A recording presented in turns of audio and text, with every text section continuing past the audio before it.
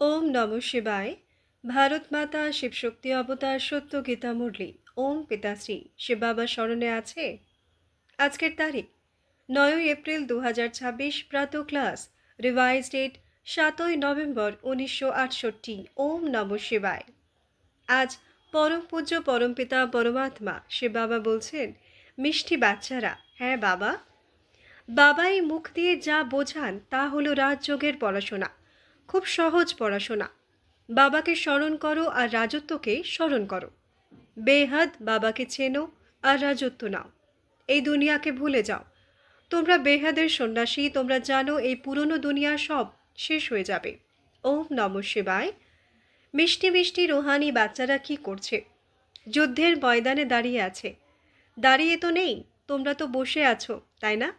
তোমাদের সেনা কত ভালো। এদের বলা হয় রুহানি বাবার রুহানি সেনা। রুহানি বাবার সঙ্গে যোগ লাগিয়ে রাবণের ওপর জয় পাওয়ার কত সহজ পুরুষার্থ করান।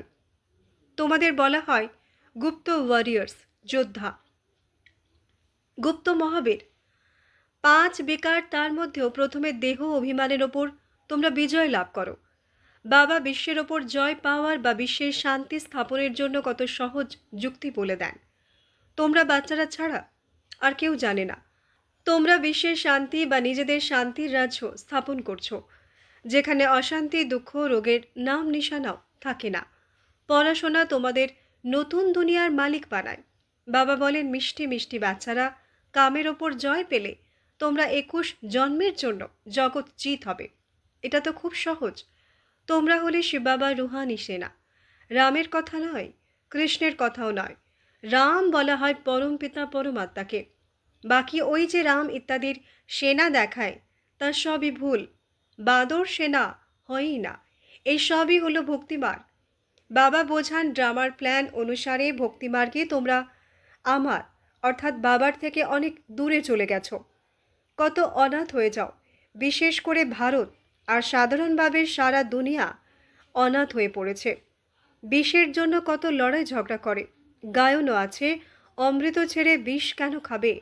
অমৃত তোমরা এই সময়ে পাও জ্ঞান সাগরের কাছ থেকে। গাওয়া হয় জ্ঞান সূর্য প্রগটা, অজ্ঞানতার অন্ধকারের বিনাশ। কলিযুগ ঘোর অন্ধকার। কত লড়াই ঝগড়া মারামারি সত্যযুগে এসব হয়ই না। তোমরা নিজেদের রাজ্য দেখো কিভাবে স্থাপন করছো। এতে হাত পাও চালাতে হয় না। এতে দেহের ভান ভাঙতে হবে। বাড়িতে থাকলেও প্রথমে এটা স্মরণ করো যে আমরা আত্মা, দেহ নই। তোমরা আত্মায় 84 জন্ম ভোগ করেছ। এখন তোমাদের এটা অন্তিম জন্ম। পুরনো দুনিয়া এখন শেষ হতে চলেছে। একে বলা হয় পুরুষোত্তম সঙ্গম যুগের লিপ যুগ। টিকি ছোট হয়, তাই না? ব্রাহ্মণদের টিকি প্রসিদ্ধ। বাবা কত সহজে বোঝান। তোমরা প্রতি 5,000 বছর এসে বাবার কাছ থেকে এই পড়াশোনা পড়ো, রাজত্ব প্রাপ্ত করার জন্য। এইম অবজেক্টও সামনে আছে। সে বাবা আমাদের এটা বানাচ্ছেন। হ্যাঁ বাচ্চারা, কেন নয়? শুধু দেহ অভিমান ছেড়ে নিজেকে আত্মা মনে করো।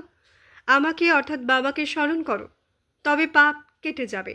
তোমরা জানো এই জন্মে পাবন হলে আমরা 21 জন্ম পুণ্যাত্মা হব। সত্যযুগ ত্রেতায় পুরো 21 জন্ম নিই, তারপর নামতে শুরু করি। এটাও জানো আমাদেরই 84 জন্মের চক্র।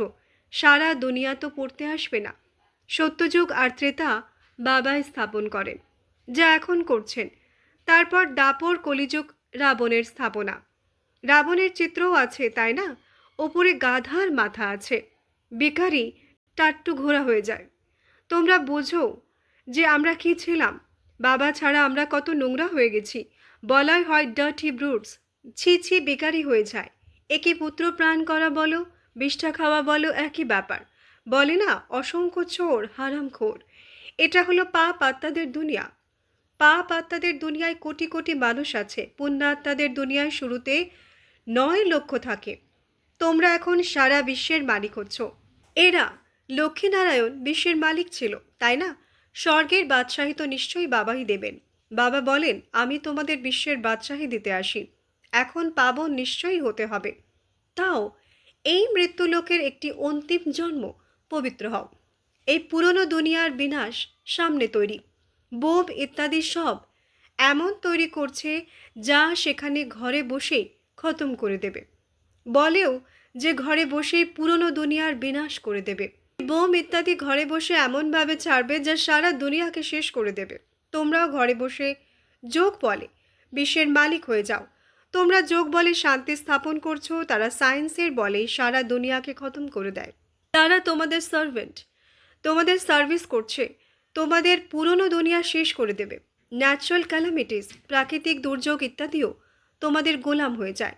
সমস্ত প্রকৃতি তোমাদের গোলাম হয়ে যায়, শুধু তোমরা বাবার সঙ্গে যোগ লাগালে। তো তোমাদের বাচ্চাদের ভেতরে খুব খুশি হওয়া উচিত, এমন মোস্ট বেলাভেড বাবাকে কত স্মরণ করা উচিত। এই ভারতই পুরো শিবালয় ছিল, এখন একে বলা হয় বেশ্যালয়, কারণ বেকারি। বিশেষ করে ভারত সাধারণভাবে দুনিয়া। তো লজ্জা পাওয়া উচিত, তাই না? সত্যযুগের সম্পূর্ণ নির্বিকারী এখানে সম্পূর্ণ বেকারি। কিন্তু এই বাঁদররা বোঝেই না, বলে না তোমরা তো যেন বাঁদর।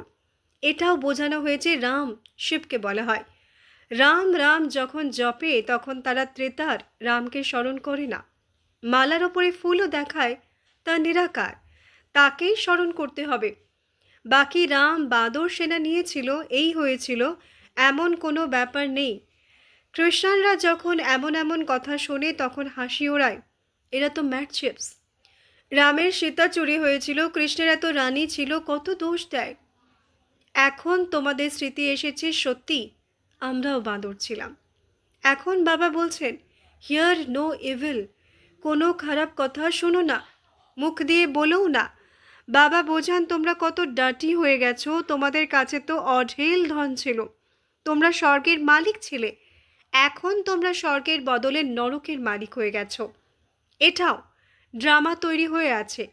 প্রতি ৫,০০০ বছর পর আমি তোমাদের বেশ্যালয়ের রৌরব নরক থেকে বের করে স্বর্গে নিয়ে যাই। রুহানি বাচ্চারা, তোমরা কি আমার কথা মানবে না? পরমাত্মা বলেন পবিত্র হও, তোমরা পবিত্র দুনিয়ার মালিক হও। তো কি হবে না, এক জন্মের জন্য তোমরা নিজেদের সমস্ত রাজত্ব হারিয়ে ফেলো। বাকি ৮ বছর আছে, বিনাশ তো নিশ্চয়ই হবে। এই যোগ বলেই তোমাদের জন্ম জন্মান্তরের পাপ ভস্য হবে। জন্ম জন্মান্তরের পাপ কাটতে সময় লাগে। বাচ্চারা শুরু থেকে এসেছে, 10%ও যোগ লাগে না, তাই পাপ কাটে না। নতুনরা চট করে যোগী হয়ে যায় তো পাপ কেটে যায় আর সার্ভিস করতে শুরু করে দেয়।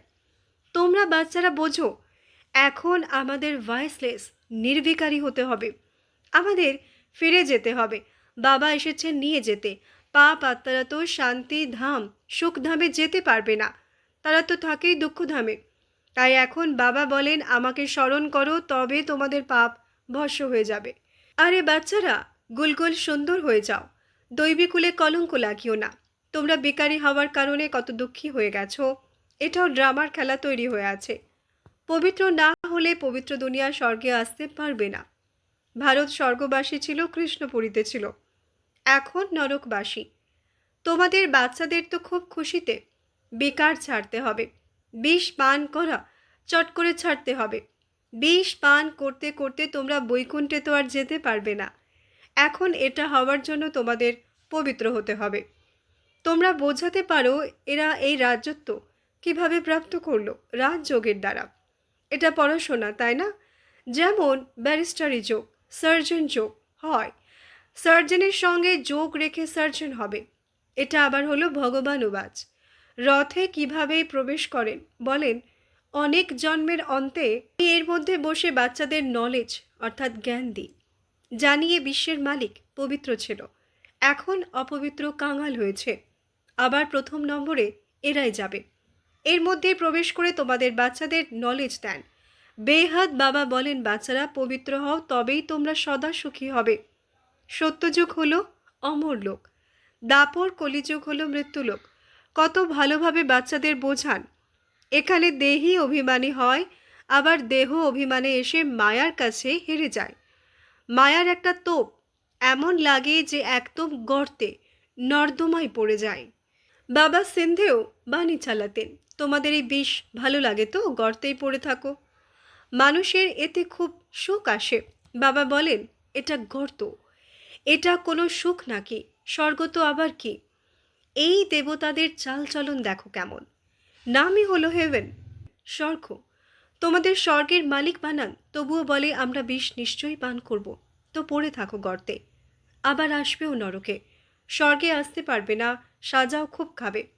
তোমাদের বাচ্চাদের মায়ার সঙ্গে যুদ্ধ। দেহ অভিমানে এসে খুব ছিছি কাজ করে, ভাবে আমাদের কেউ দেখছে নাকি। রাগ লোভ তো প্রাইভেট হয় না, কামে প্রাইভেসি, গোপনীয়তা চলে। দরজা বন্ধ করে মুখ কালো করে। মুখ কালো করতে করতে কৃষ্ণের আত্মা 84 জন্ম পর কালো হয়ে গেছে। ফর্সা থেকে শ্যাম বর্ণ হতে হয়, তো সারা দুনিয়ায় তার পেছনে চলে এসেছে। দাপর থেকে শুরু করে নামতে নামতে কালো বাঁদর হয়ে গেছে। অর্থাৎ কীর্তি এমন। এমন পতির দুনিয়াকে বদলানো জরুরি। বাবা বলেন, তোমাদের লজ্জা করে না?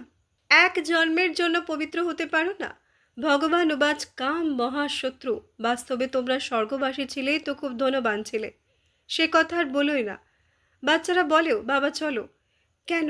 কাঁটার জঙ্গলে বাঁদরদের দেখতে যাব? না, এখন তো যাবার প্রশ্নই নেই। বাঁদরদের দেখে মাথা যে কি হয়ে যায়। তোমাদের বাচ্চাদের তো ড্রামা অনুসারে সার্ভিস করতেই হবে। গাওয়া হয় না, ফাদার সো সন, পিতা পুত্রকে প্রত্যক্ষ করেন। বাচ্চাদেরই গিয়ে সবার কল্যাণ করতে হবে। বাবাকে তো কোথাও যেতে হবে না, কোথাও যাওয়ার ইচ্ছাও হয় না। সে বাবা এর রথে অনেক ঘুরেছেন জ্ঞান দেওয়ার জন্য, এখন আর ঘুরবেন না। বাবা বাচ্চাদের বোঝান, এটা ভুলো না আমরা যুদ্ধের ময়দানে আছি। তোমাদের যুদ্ধ হলো 5 বিকারের সঙ্গে। এই জ্ঞান মার্গ একদম আলাদা। ভক্তি হলো অজ্ঞান মার্গ। নামতে নামতে গিয়ে নরকে পড়েছ। এখন বাবা বলেন, আমি তোমাদের স্বর্গের মালিক বানাই 21 জন্মের জন্য। তারপর তোমাদের নরকবাসী কে বানায়? রাবণ। তফাৎ তো দেখছো তাই না? জন্ম জন্মান্তর তোমরা ভক্তি মার্গের গুরু করেছ, প্রাপ্তি কিছুই নেই। একে বলা হয় সৎগুরু। শিখরা বলে না, সৎগুরু অকাল, একে কখনো কোনো কাল খায় না। সেই সৎগুরু তো কালেরও কাল। বাবা বলেন, আমি তোমাদের সব বাচ্চাদের কালের থাবা থেকে ছাড়াতে এসেছি। সত্যযুগে আবার কাল আসেই না, তাকে অমর লোক বলা হয়। একটা গল্পও আছে তাই না? একজন বলল, বাঘ এলো রে বাঘ, কিন্তু বাঘ এলো না। 2-4 বার এমন হলো, তো ভাবলো বাঘ আসবেই না, তো একদিন এসেই গেল। এরাও এমন ভাবে যে এই ব্রহ্মার বাচ্চারা গপ্প মারে, শেষে একদিন তো যেমন শেষ হয়ে যাবে। এখন কৌরব সম্প্রদায় সবাই নিজেদের ধান্দায় ব্যস্ত, তাদের অবসর কোথায়? বাবা বলেন, আমি গরিব নেওয়াজ, এখানে আসেও গরিবরাই। শাহুকারদের ভাগ্যে এখন নেই, ধনের নেশাতেই মগ্ন থাকে। এই সব শেষ হয়ে যাওয়ার বাকি 8 বছর আছে। এমন ভেবো না 8 বছর থেকে 9 বছর হয়ে যাবে, না না, আরো তাড়াতাড়ি হয়ে যাবে, কিন্তু 9 হবে না। ড্রামার এমন প্ল্যান আছে তাই না? এই এত বোম ইত্যাদি বানিয়েছে, তা কাজে নিশ্চয়ই লাগাতে হবে। আগে তো লড়াই তীর দিয়ে, তলোয়ার দিয়ে, বন্দুক দিয়ে চলতো। এখন তো বোম এমন জিনিস বেরিয়েছে যা ঘরে বসেই খতম করে দেবে। এই জিনিসগুলো কেউ রাখার জন্য তো আর বানায় না, কতদিন রাখবে? বাবা এসেছেন তো বিনাশ নিশ্চয়ই হবে। ড্রামার চক্র ঘুরতে থাকে যতক্ষণ না তোমাদের রাজত্ব নিশ্চয়ই স্থাপন হচ্ছে। এই লক্ষ্মীনারায়ণ তো কখনো লড়াই করে না, যদিও শাস্ত্রে লেখা আছে অসুর আর দেবতাদের লড়াই হয়েছিল, কিন্তু তারা সত্যযুগের, অসুর কলিযুগের। দুজনে মিলবে কিভাবে যে লড়াই হবে? এখন তোমরা বোঝো, আমরা 5 বিকারের সঙ্গে যুদ্ধ করছি। এদের ওপর জয় পেয়ে সম্পূর্ণ নির্বিকারী হয়ে আমরা নির্বিকারী দুনিয়ার মালিক হয়ে যাব। উঠতে বসতে বাবাকে স্মরণ করতে হবে, দৈবিক গুণ ধারণ করতে হবে।